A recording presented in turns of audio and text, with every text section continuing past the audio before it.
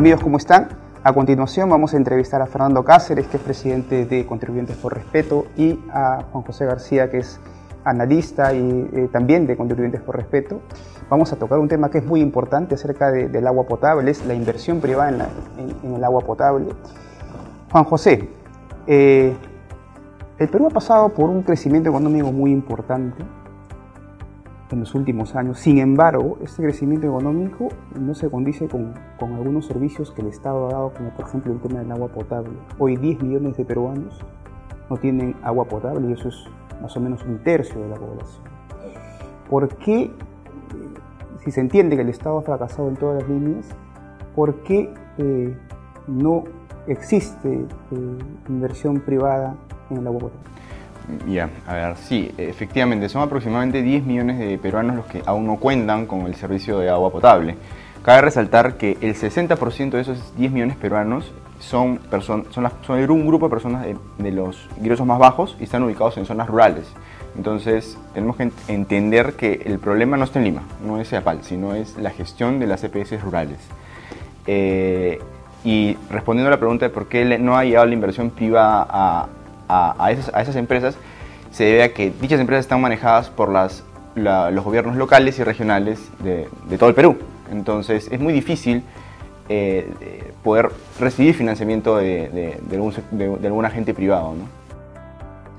Fernando, si entendemos y seguimos entendiendo en esta lógica de que el Estado no ha sido capaz de poder otorgar agua potable a 10 millones de peruanos, cerca de 300.000 limeños todavía no tienen agua potable, ¿por qué cierta parte del sector, un sector político, por qué demonizan la entrada de la inversión privada en el agua potable? ¿Por qué condenan la entrada de inversión privada para solucionar este problema que lo tienen 10 millones de peruanos todavía?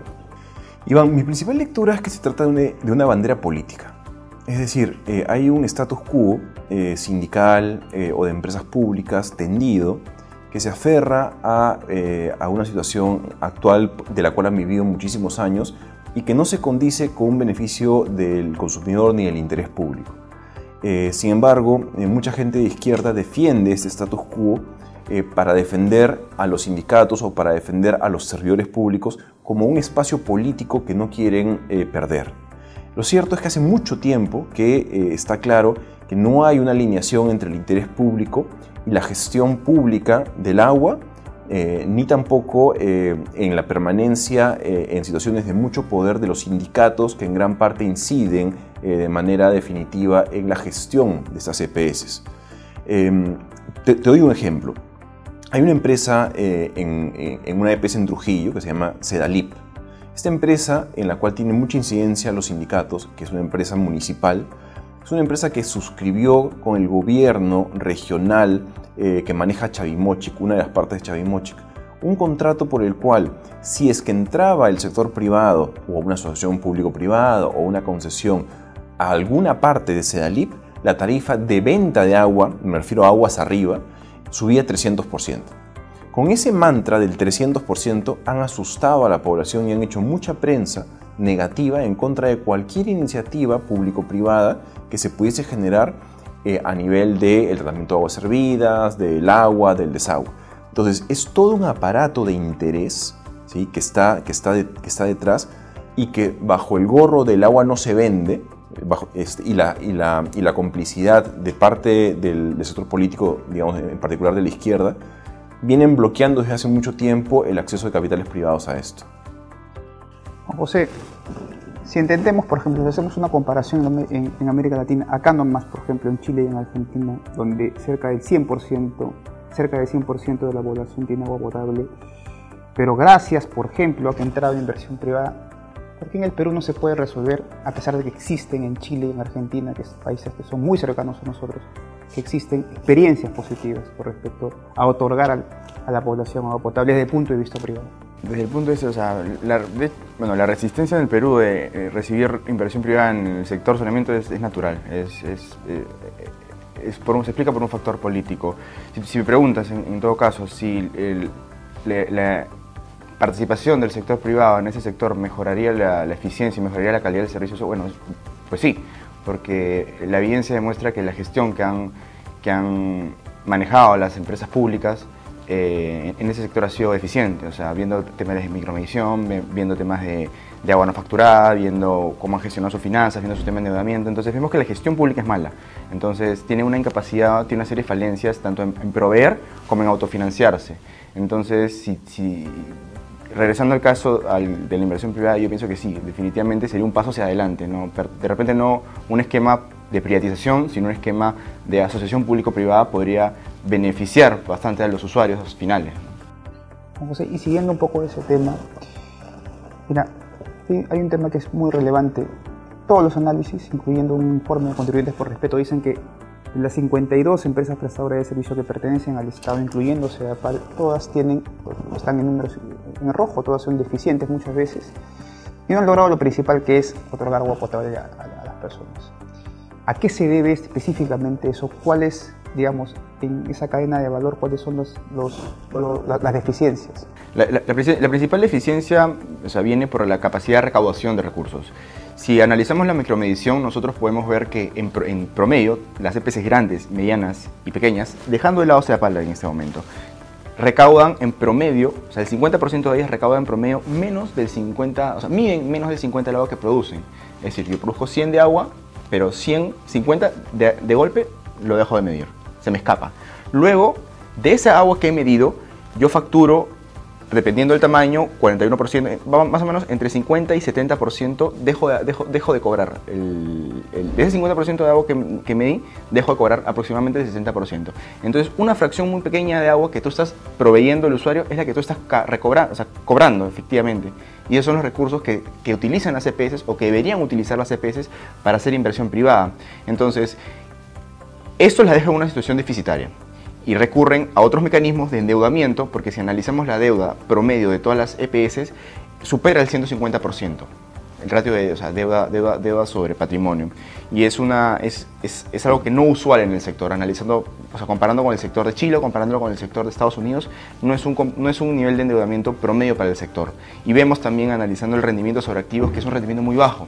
Entonces, esos indicadores te muestran o evidencian una incapacidad para ser autosostenible en el tiempo, y el Estado se ve obligado a subsidiar esta mala gestión pública para poder, evidentemente, mantener el mal servicio de agua para los usuarios. Porque al final tú no puedes cortar el caño a las EPS, porque al final el que se ve perjudicado es el usuario final. Entonces sí es necesario mejorar esa gestión en ese aspecto. Fernando, el nuevo presidente de Sedapal, ha sido nombrado más o menos hace un mes, ha dicho en una entrevista que primero se va él y luego se podría privatizar. Digamos, anunciando de que no va a haber privatización de Sedapal. Bueno, si no hay privatización de Sedapal, ¿qué otros mecanismos pueden utilizarse para financiar los proyectos cuyo déficit, según un plan de infraestructura, dice más o menos que son cerca de 6.000 millones de soles? ¿Cómo poder financiar estos proyectos si es que no hay iniciativa privada? El caso de Sedapal es interesante porque por más que Sedapal ha mejorado en los últimos años la cobertura, es decir, la cantidad de limeños sin agua ha bajado considerablemente, Sedapal es una empresa que viene endeudándose con recursos públicos hace muchísimo tiempo, que además no tiene una adecuada transparencia en cuanto a sus estados financieros, es decir, hay incluso años en los cuales no ha tenido estados financieros aprobados, lo cual es escandaloso para una empresa, digamos, del tamaño de Sedapal. Pero además es una empresa que de alguna forma, nuevamente yendo al mundo sindical, toma el liderazgo de las demás EPS del Perú. Te pongo un ejemplo, en la campaña fue el sindicato de Sedapal, Sutesal, el que logró que Kuczynski se comprometa a no concesionar no solamente Sedapal, sino ninguna EPS. Es decir, ellos se atribuyeron la representación de los demás y lograron, digamos, por razones políticas, que se compromete el presidente a que no iba a concesionar ninguna otra. Felizmente, el presidente también se comprometió en esa misma oportunidad a que habría más inversión, pero sujeta a resultados, ¿no? O sea, habría un mejoramiento del aparato institucional destinado a producir el agua. En esa línea, el gran reto que tiene el señor Rudecindo Vega si es que no quiere, digamos, concesionar, bueno, el gobierno de Kuczynski se ha comprometido a no concesionar el servicio, es encontrar ciertos nichos de mercado en los cuales sí puede atraer al capital privado. En el tema de los residuos sólidos, ¿cómo poder ahí incentivar para que venga el capital y venga la inversión?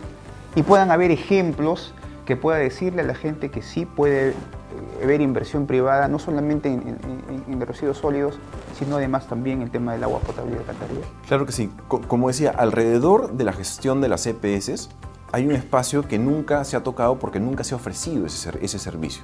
Es decir, 95% de las EPS pequeñas, por ejemplo, no tratan el agua, el agua residual no la tratan.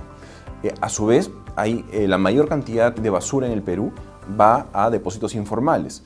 Es decir, hay un cinturón alrededor de estas EPS en los que yo sí creo que porque no hay intereses creados, hay la oportunidad de que entre el capital privado. En el caso directamente, por ejemplo, del recojo de basura, que es algo que muchas veces nos olvidamos y que es tan importante no solamente para el bienestar de la gente, sino para el medio ambiente también, esa es un área en la que hay muy pocas municipalidades que hoy día tienen el efectivo suficiente como para poder entregarlo al sector privado. Son contaditas con las manos porque casi el 70% de la gente no paga árbitros. Y ahí empieza, digamos, el gran problema que también comentaba Juan José a nivel del financiamiento de este tipo de servicios. Sin embargo, como tú puedes atraer, al menos en algunas municipalidades, al sector privado para entrar, y como además también puedes atraerlos en ciertos lugares para poder poner rellenos sanitarios para disponer de esa basura, hay nuevamente ahí un espacio para, y donde además el gobierno ha pedido facultades para incentivar a que el sector privado pueda ingresar con mejores condiciones que las actuales. De hecho, hay que revisar el marco, porque incluso se ve a veces actores que están a nivel del recojo de basura, que también están a nivel de los residuos municipales, y donde a veces las condiciones, por ejemplo, para poder depositar la basura son diferentes si es que uno compara lo que ese relleno sanitario le ofrece a una municipalidad respecto de lo que le ofrece a otra. Algunas veces ni siquiera se recibe la basura. En fin, hay todo un mundo por repensar a nivel del marco regulatorio, pero allí sí hay un espacio para que el sector privado pueda entrar a nivel de rellenos sanitarios, a nivel de recojo de basura y a nivel de tratamiento de aguas servidas. Felizmente, allí no hay consideraciones de derechos humanos que hoy día estén torpedeando el acceso al sector privado, y más bien sí hay consideraciones favorables al medio ambiente que pueden aconsejar que ingrese. Fernando, Juan José, muchísimas gracias por la entrevista. Amigos, esto ha sido. Muchísimas gracias.